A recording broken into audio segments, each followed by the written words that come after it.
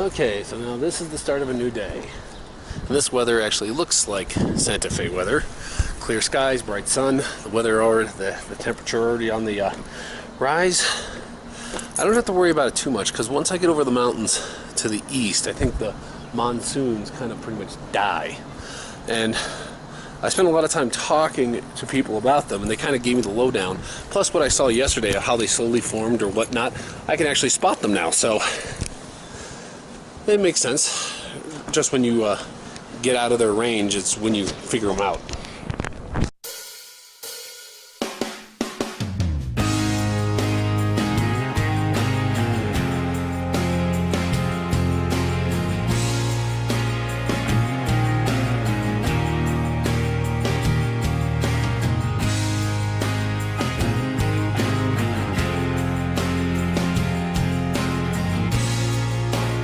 So today, we're starting off from Santa Fe and headed out. I was a little nervous because I was leaving New Mexico and kind of heading out into Texas. The reason I was a little nervous is because this is kind of into the Panhandle area, and I'll get to it more as it is. But as I was heading out, if you don't know, Santa Fe, to the east of Santa Fe, there's a big kind of forest. And you can kind of see it as we're going here. You'll slowly see as how the vegetation starts to grow. As I said before, they have monsoons. They all start up in the hills and then they move down into the valley and they kind of rain here, here, here. But the hills actually get downpoured on almost daily. And you'll see it as the street kind of gets wetter as I kind of go along. As I'm going further and further, you'll notice the vegetation actually grows. There's more and more of it. It's greener and greener. Now you'd think there'd be several roads that actually kind of go through this area. You would be incorrect. There's only a few kind of legitimate ways to kind of get through this area. And you kind of had to pick one. And there were even a lot of back trails, which I could take, but they don't actually go through the forest. They kind of just like spin around. There's a lot of vacation stuff, and there's even some just big areas where there's just nothing, just nature in their forest. As you can see here, as it's getting like so deep, so kind of like forested. Now, this is a regular forest. This is where the monsoons really occur. You know, those clouds will form start at noon, just form right over the mountains and start dumping on them. And then they'll move off, where Santa Fe might get hit, where Santa Fe might not get hit.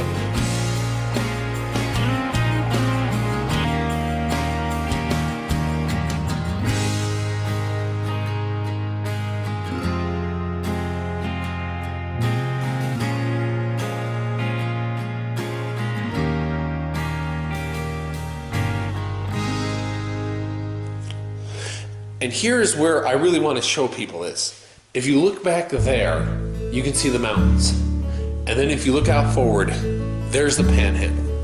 It's wide, it's vast, and it's flat.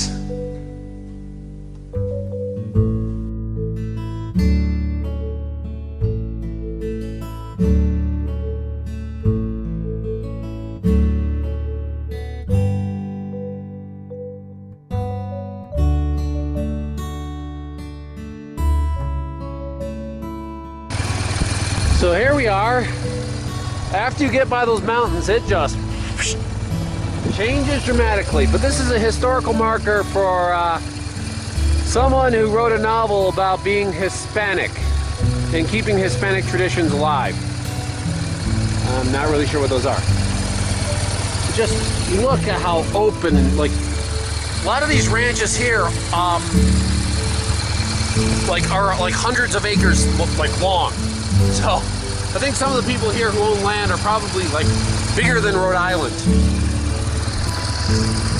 And it is desolate. They even warn you, 74 miles to the next gas or service.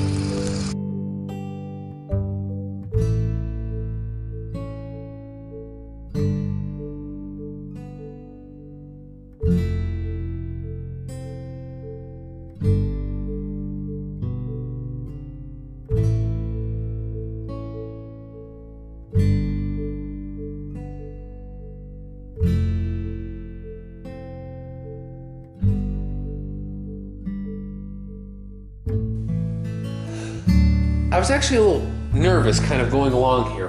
The reason I was nervous is because, well, gee, what if there was just wad space of nothing? and just flat land. And for a time, I was actually, yeah, that's exactly what I saw, exactly what I see. And there were small areas like here where it was kind of broken up with kind of like some shrubbery, small trees or whatnot to kind of pass on over. Now, a lot of the stuff is just vast kind of farmland, vast kind of grazing land. And this is like, you know, eastern New Mexico, maybe the start of Texas. You know, the little kind of like bump that kind of comes up out of the top of Texas, a little before the panhandle of Oklahoma. And you can just see it's very flat land, and whew, it just stretches on as far as the imagination. But I would eventually get to this part right here where it actually gets quite exciting with a ranch, where I kind of come down into a valley.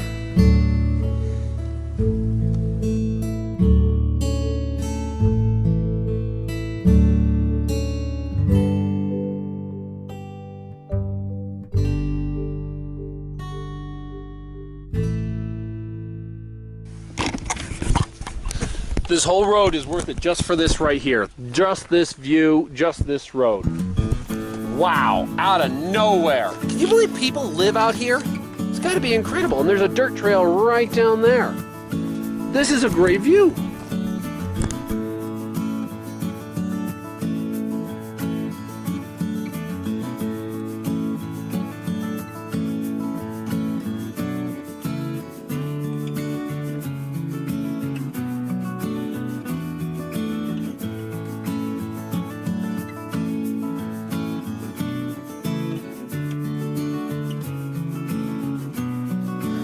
This part right here, this kind of canyon, this kind of backwards, I'll probably never find this place again.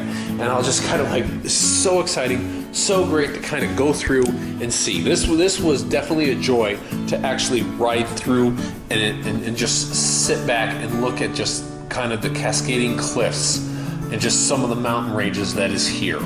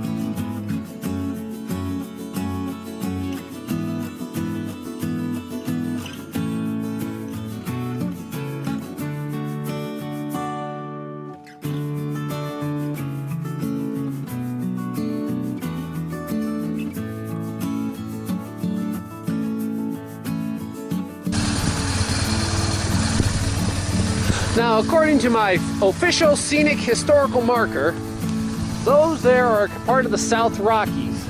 This whole place is elevated. You wouldn't know of it, but this is New Mexico, but this is at 6,300 feet, and the elevation goes up as high as 13,000 feet. So that's why it does not feel hot. I mean, I want to say low 80s, and I checked, and it's supposed to get to, it's 100 degrees. I forget what city's south of here. But that's how it can work. Whew! Glad I wasn't on the highway.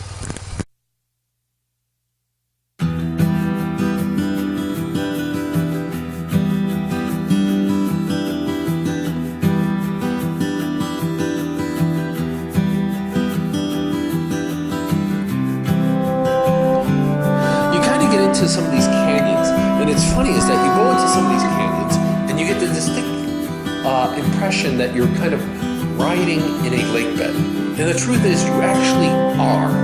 In some of these areas the roads are quite elevated, like more than average. You'll see them like they're really like 8-9 feet above where it kind of goes down, and there's no houses there. That's because part of the year that could be underwater. There's usually a river, but it's also prone to flooding. So, obviously nothing is built down there. So, and this is, you know, some of this stuff is even reservoired up and they kind of let it go. But it rains so hard, so often in just these small seasons that they actually, you know, actually overflood. You think we control it all, but no, we're not quite there yet as a civilization. But it's really weird to actually be riding through an area and think, man, it feels like I'm by a lake, but there's no water. And then later you find out it's a seasonal lake.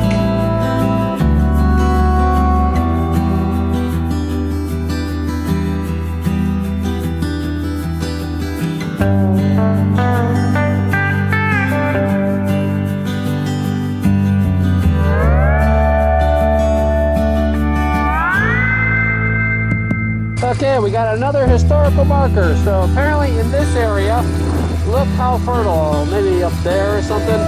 They built Fort Fascon to protect the area from Comanche raids.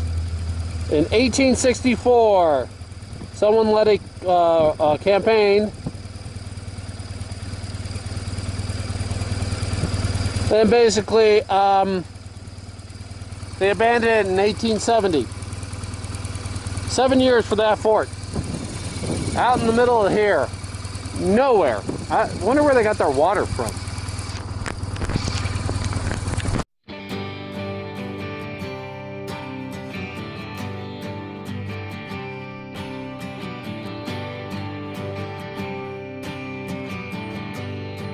But in conclusion, this was kind of an interesting ride. I mean, it wasn't the most memorable one, but it was still enjoyable.